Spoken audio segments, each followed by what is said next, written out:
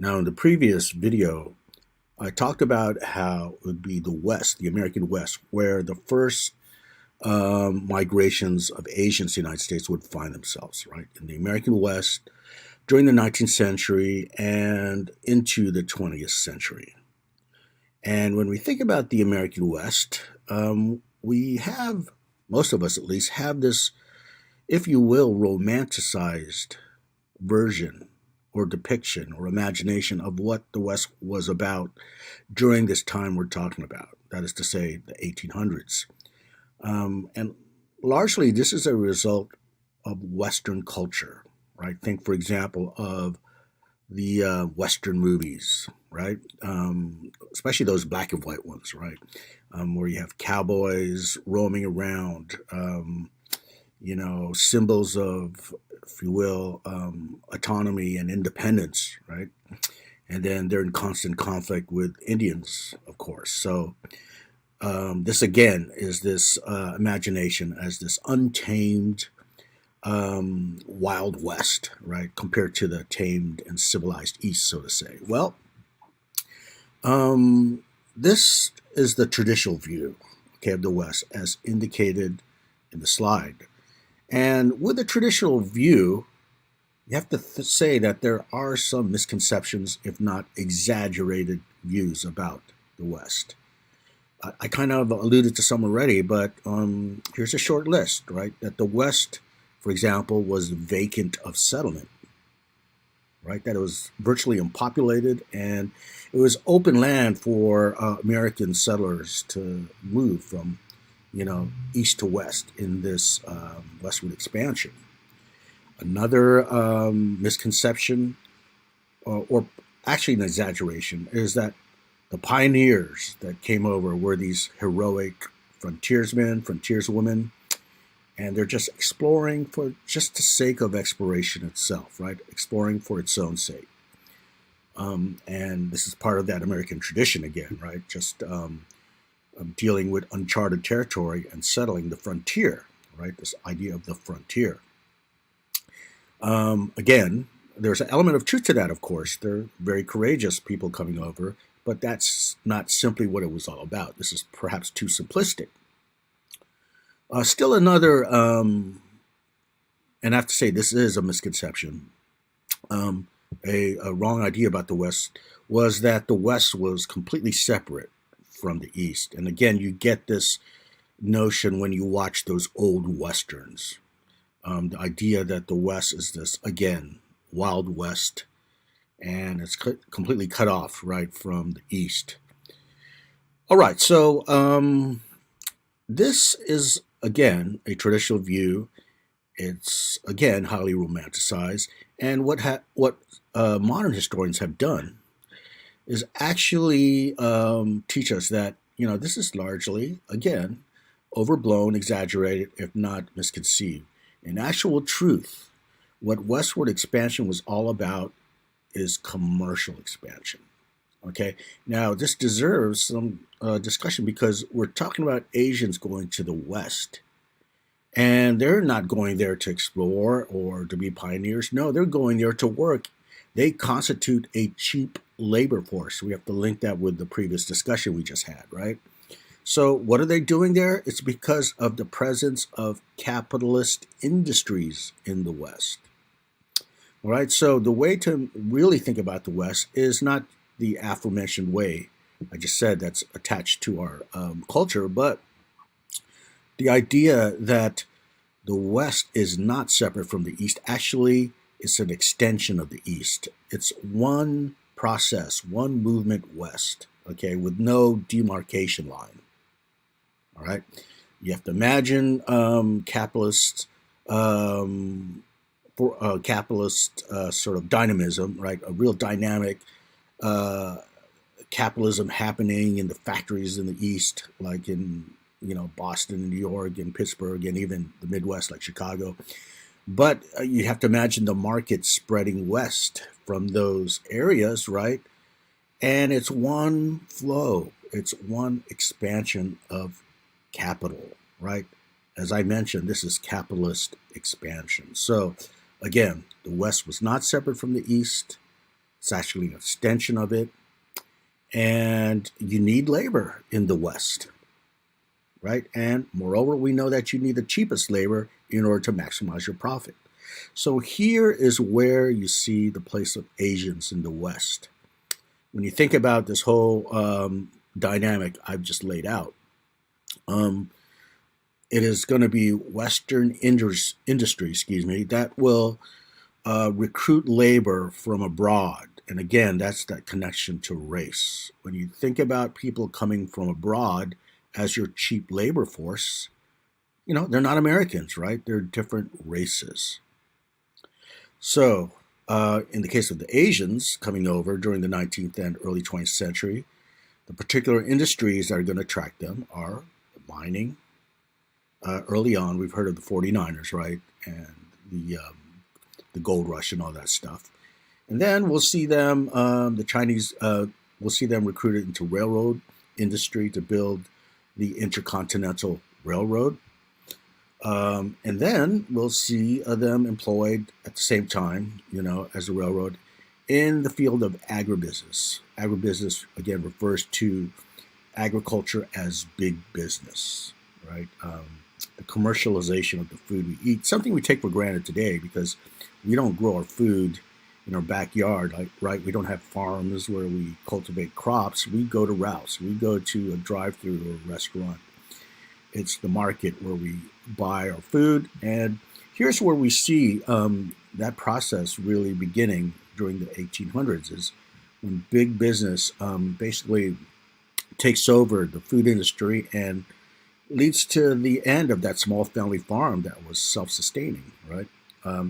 Okay, so the next thing we need to talk about is, how did the Chinese, or even why did the Chinese come to the U.S. as cheap labor? What were the forces involved? So when we ask the question, why were the Chinese going to the U.S. West during the mid-1800s? Why were the later Japanese pulled to the American West as well later on in this century? Well, there's a specific historical logic at work here. And by the way, this will apply to other Asian groups later, okay, that will come, in other words, in the successive decades, like Filipinos and Koreans and so forth. But here's that historical logic. The reason why you see Chinese labor ending up in the American West is because American recruiters went to China first. Okay, it's almost like a reflexive action, right? American recruiters and just Western recruiters in general, meaning, the West, like Europe, right? Europe and the Western world. You see Western recruiters in parts of China trying to recruit the Chinese as cheap labor. All right, so they're actively seeking it because, they'll save a lot of money, as we mentioned, if they could cut their labor drastically. So when we analyze immigration here, by the way, and as noted on the slide here, I differentiate between push and pull factors behind Chinese immigration. What does this refer to? Well, when we think about push factors, they refer to those factors that influence immigration of any migrant group, right? Whether it's the Chinese or, let's say, Syrian refugees in current history. Any migratory group usually has push and pull factors. So again, the push factors are those factors that are shaping immigration that are located in the migrant's place of origin, or their home country, if you will. And that's opposed to pull factors. Pull factors are those factors shaping or influencing migration that are found in the migrant's place of settlement, in the host country. So again, when you think of any migratory group in history or even today, in current times, you should always consider push and pull factors. That way you get a more nuanced understanding, a more complete picture about the nature of migration, whether we're talking about, let's say, immigrants coming from south of the border of our country, or again the Syrian war that was especially heightened a few years ago, and what have you. Okay, so when we consider the push and pull factors that's going to precipitate Chinese immigration to the West, we notice that in China at the time, you have tremendous political upheaval. Um, During the 19th century, this was a time where the Qing Empire, okay, which was the dominant empire there in China, it's spelled Qing, Qing, was actually in a state of upheaval because you see a lot of revolt against the Qing Empire. The Qing, in ethnic terms, were not Han Chinese, Han Chinese. Okay, what do I mean by that? They're actually foreigners, but they came down from the north, where they originate from, and decided to, colonize, if you will, China. Okay, and they were around for centuries. But now you see their decline, and indeed, you'll see the last emperor by, the early 20th century. But that's another history in itself. But during the 19th century, you see a host of revolts and upheavals, and you couple that with the various natural disasters, right, like famine and so forth.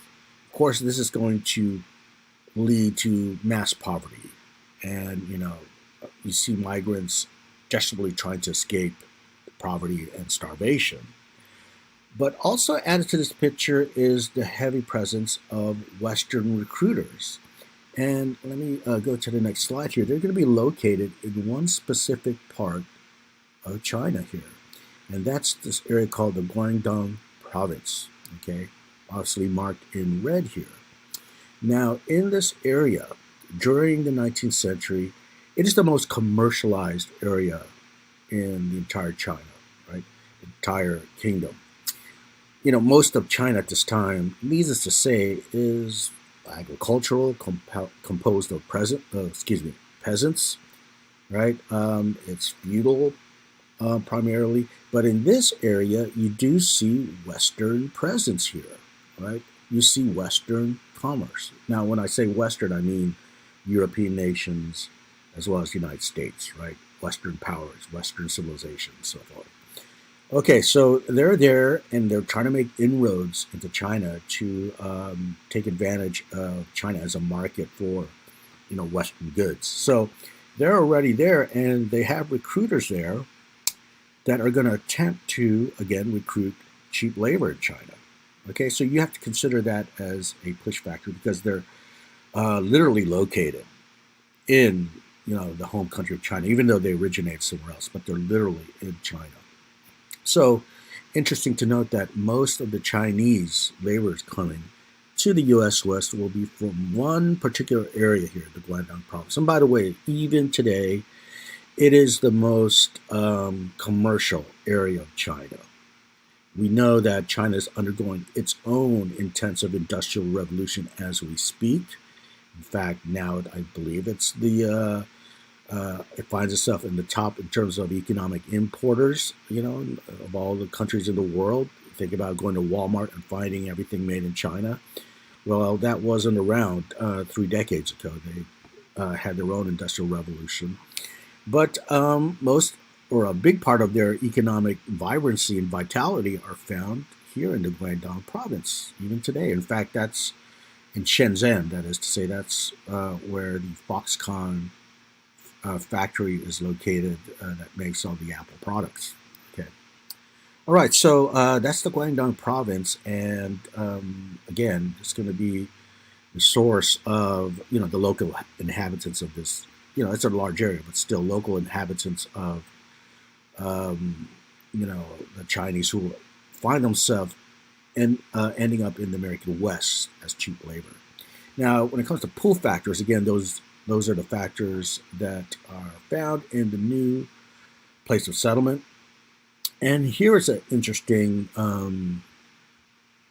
thing here, Gold Mountain. What's this? Well, These Western recruiters basically fabricated ideas about what these laborers would find if they volunteered, to sign the contract and become this labor force and go east across the Pacific into the U.S. West. They promised them that they would find so much gold. I mean, they made up lies like, oh, yeah, the gold grows on trees, the streets are paved with gold, you could just grab it, right? Well, needless to say, if you are poor and you're desperate, this is going to serve as a tremendous enticement for you to sign that contract and saying, I am going and I need to get rich, right? So the name that the Chinese laborers affixed to the U.S. West was, quote, Gold Mountain. Okay, and it's exactly because of the boosters and recruiters who are trying to recruit the labor, right? They're fabricating these tales about what they'd find. Now, of course, you can imagine the disappointment when the Chinese get there and they find no paved streets of gold, but they are sent to the mines to, work in the gold mines, right? But they're working as wage laborers, not many of them, right? Not all of them, but many of them are working as miners, as wage laborers for the mining industry. Okay, so obviously it's the American West where they could find a place where they could escape from poverty and even achieve some upward social mobility. And indeed, many of them would send money home, their wages, right, send it back to China as a remittance to improve the lot of their family and so forth. And, this is actually an immigrant tale today where many families come here as immigrants and they send money back home to help their family in their original country, right?